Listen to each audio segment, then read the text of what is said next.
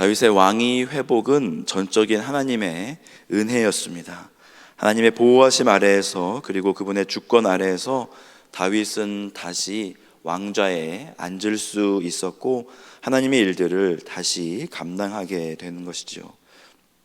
그런데 전쟁 후에 일을 다시 복구하고 또 진행하는 모습 속에 약간은 아쉬운 모습들이 보입니다. 다윗은 유다 장로들에게 말하여서 자신을 궁으로 모시는 일에 더 힘을 내라고 이렇게 이야기를 합니다. 이것은 정치 기술의 하나입니다. 사실 이러한 정치적인 그런 기술은 사회생활을 하는 모든 사람들에게 적용이 됩니다. 유치원 아이들에게도 이렇게 아이들을 모아놓으면은 그 안에 정치적인 다이내믹이 있게 됩니다. 어떤 일을 자기가 생각하는 대로 이끌어가기 위해서 사람을 만나고 또 먼저 연락을 하고 또 친밀한 관계를 유지하는 것은 굉장히 자연스러운 일입니다. 좋은 말로 하면 관심이라고 할 수 있고요, 좀 딱딱한 말로 하면 정치라 할 수 있겠죠. 그런데 다윗은 이 정치를 함에 있어서 자신의 사적인 감정이 들어가고 고집이 들어갑니다. 다윗은 군대를 재편하면서 압살롬의 편에 섰던 아마사를 군대의 지휘관이 되라고 합니다. 사람을 세우고 내리는 일에 있어서 자신의 사적인 감정이 들어가게 된 것이죠. 공과 사를 정확하게 분별하지 못하는 다윗의 모습을 요압은 받아들일 수 없었습니다. 결국 나중에 이제 사무엘 하에 나오지만 요압은 자신의 사촌인 아마사를 직접 제거하게 됩니다. 그리고 그 이후에 다윗은 솔로몬을 통해서 요압을 또 제거하게 되죠. 그래서 복수가 복수를, 또 피해 복수가 피해 복수를 이루는 모습을 보면서 사람의 의로움은 참 부질없다라는 생각을 해봅니다. 요압은 자신의 행동이 의롭다고 생각을 했을 것이고 이것이 맞는 행위라고 생각했을 것입니다. 다윗의 아들 압살롬을 친히 자기 손으로 이렇게 제거하고 또 다윗 왕의 군대 지휘관을 죽이면서도 그에게는 죄책감이라든지 반성의 기미가 전혀 없었습니다. 만약 기회만 주어졌다면 그는 다윗을 제끼고 자신이 왕을 했을 것입니다. 그에게 다윗은 꼭두각시에 불과했습니다. 무엇이 요압을 이렇게까지 만들었는지는 모르겠으나 다윗과 요압의 갈등이 오늘 본문의 은연중에 나타나고 있음을 보게 됩니다. 또 다른 다윗의 정치적 아쉬움은 이스라엘과 유다 백성들과의 그 관계가 더 좋아지지 수 있었는데 공과 사를 그냥 묻지 않고 그냥 그대로 묻어버려서 유대 백성들과 이스라엘 사이의 갈등이 심화되게 되었다는 것입니다. 다윗의 의도는 이 갈등을 그냥 하나로 만들려고 했을지 모르지만 결과적으로는 그렇게 되지 않았습니다.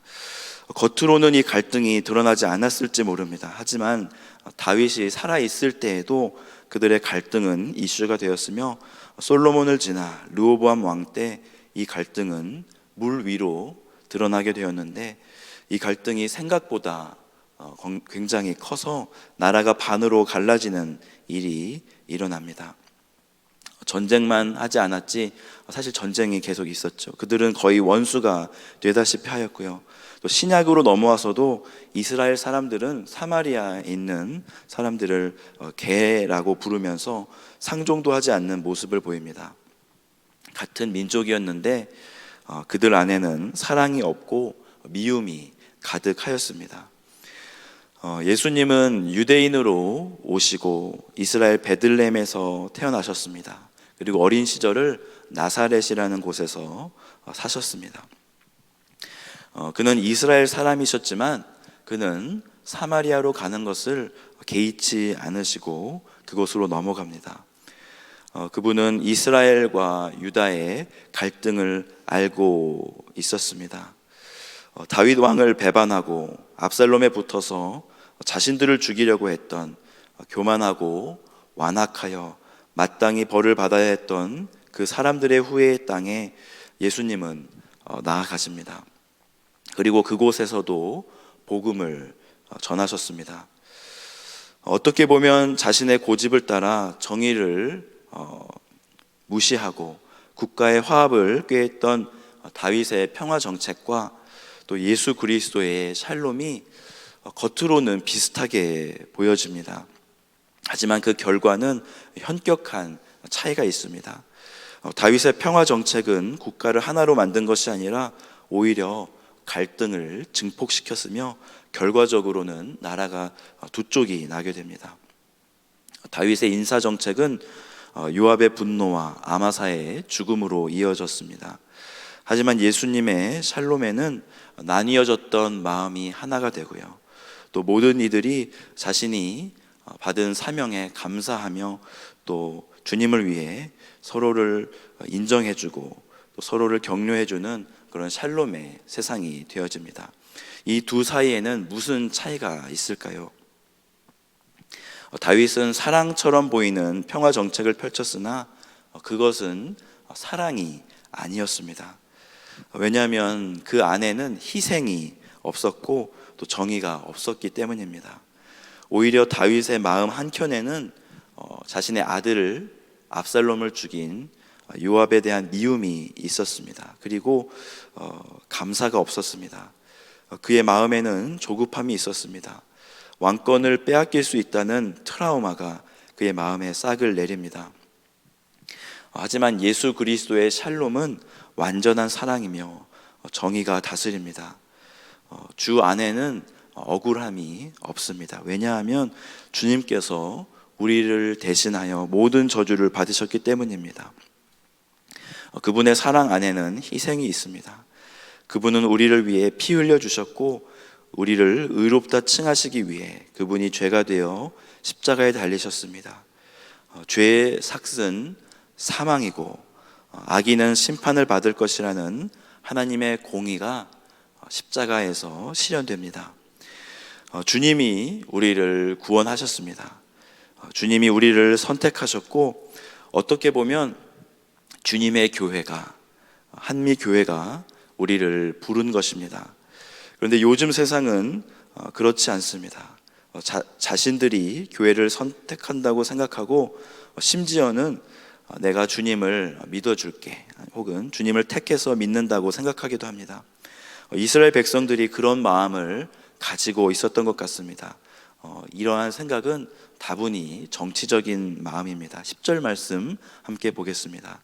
우리가 기름을 부어 우리를 다스리게 한 압살롬은 싸움에서 죽었거늘 이제 너희가 어찌하여 왕을 도로 모셔올 일에 잠잠하고 있느냐 하니라.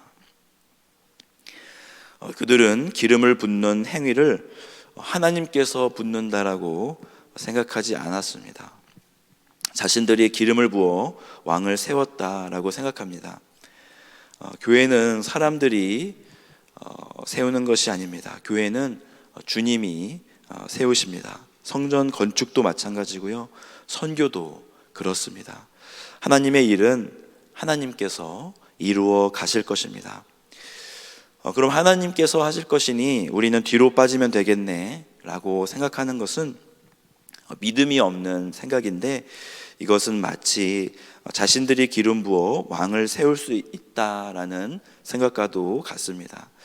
우리가 주님의 말할 수 없는 사랑을 입었다면, 또 주님의 구속의 은혜를 경험했다면 하나님께서 세우시는 교회에 함께 동참하여 엑스트라 마일을 걸어가는 것을 기쁨으로 또 감사로 여기게 될 것입니다.